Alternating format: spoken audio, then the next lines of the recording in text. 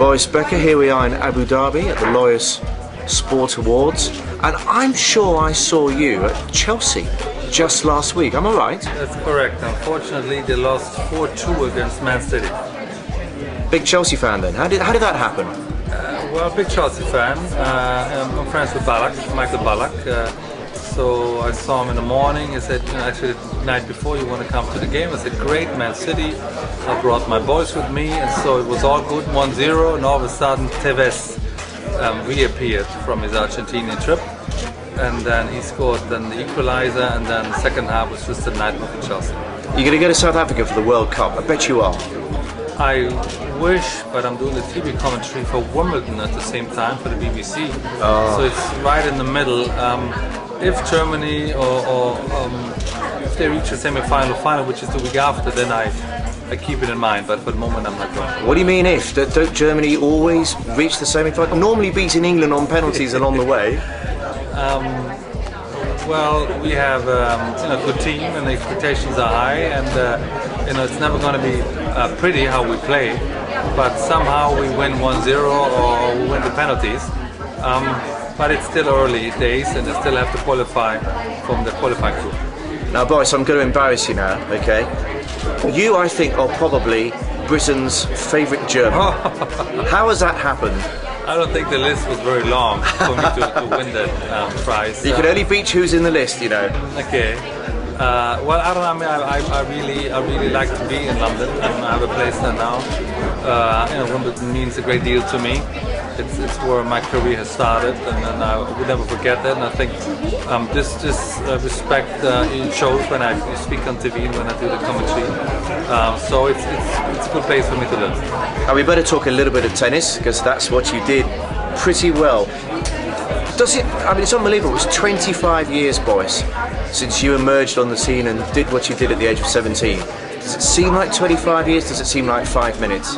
Well, sometimes it seems like just yesterday, or just a couple of hours ago, because some of the moments are still so present. On the other hand, it seems 100 years ago, because my life is so different now, and my look is different, and everything about me is different. It's just, I guess, the same character, the same name. So it's been a great journey for me, those 25 years, and I'm sure this summer we're going to do something in Wimbledon. When you look back at that 17-year-old, what do you see?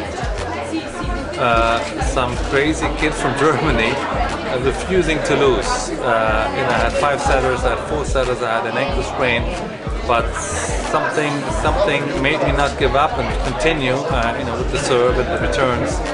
So I'm not the guy that looks back too much, but now my older boys want to see what their daddy did when he was young, and so I have to show them the video too. And it's still amazing to me today. Boris, it was a fantastic era. You came across some unbelievably good tennis players. Who are the ones you considered your greatest rivals and the hardest ones to beat, or the ones that you, for whatever reason, seem to have a hold over? Well, I was playing the era of the end of McEnroe-Connors to really, my toughest rival was Stefan Edberg. There had been 3 consecutive Wimbledon finals. Mats Wilander was playing well at the time, and then really Sampras and Agassi arrived. So I was able to play with 15 years with some of the greatest players ever. And the competition with them was always tough. There was never an easy game. There was never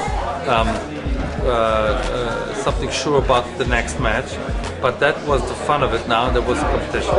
Yeah, I mean, you all sort of shared out the slams. I mean, when you consider that you won, what, 7? And Sampras won, as we know, 14, and Agassi won 8. I mean, if there maybe been just a couple of you left, I mean, you could have won. I could have won much more. Who knows, eh?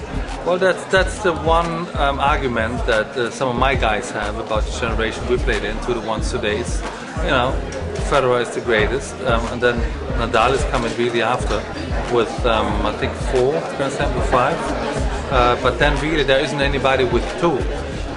So you mentioned Sampras and Agassi and Edberg and Wilander and Lendl. Shouldn't forget how many Grand Slams he's won. So you see there were 4 or 5 guys winning each 6, 7, 8, 9. So the competition was pretty tough then. Obviously, we British, we think that Andy Murray will win a Grand Slam. I mean, it's a dangerous thing to say he's good enough to win a Grand Slam, therefore he will. doesn't always work out like that, does it? It doesn't, but he's too good of a player not to win one. I think that's my opinion. I mean, he's still young. He had a good Australian Open. He lost to a better player, Roger Federer. So time is on his side. Obviously, the more you lose in Grand Slam finals, the more it becomes a mental problem more than a physical problem or playing whether you're good enough as a tennis player. But you know, he's on the right track. He's playing great. And he's only 21, 22 years old, so time is on his side. Now listen, when we see you on British TV screens these days, apart from at Wimbledon, we see you advertising poker. Yeah. Now, what's all that about, boys? That's true, that's my new passion. I've been playing as part of the Poker Stars team for the last 2 years. In fact, I was in Berlin last week when the robbery took place. Thank God, or unfortunately, I lost the night before. So I wasn't present anymore, but yeah, it's becoming quite popular in Germany and in England, and it's just a great game. And you'd lost the night before, so you'd gone home? I'd gone home. And people know that? The police know you were at home? You have an alibi? Yeah. Boys? I was home, exactly. I got called so immediately after to let me know that I shouldn't have been And there are home. people who can prove that you were home, boys? I know where you're getting to. I wish I would have won a little bit more, taken away some of the money, but I didn't. Because you went out the next day and bought a car for 600,000. I'm just wondering how that happened. Now, You know? in fact, I was actually with my newborn son in Wimbledon. Okay. And having a good time. We'll let you off. You have an honest face. Now, show us your poker face, boys. I mean, can we? All right. Okay. That says nothing. We know nothing. We don't know whether you've got a royal flush or. But that's the key. It shouldn't say anything. Okay. So never sunglasses. It's just that face you just did Well, then. I had sunglasses on. Sometimes I had. But in Berlin, I played just with a hat. It was fine. Do you still play tennis? I still play tennis. It's still my. Still got it? Greatest. I wouldn't want to play with Federer right now. But if I play guys my generation, I'm good enough. Okay. All right, boys. Well, thank you for your time.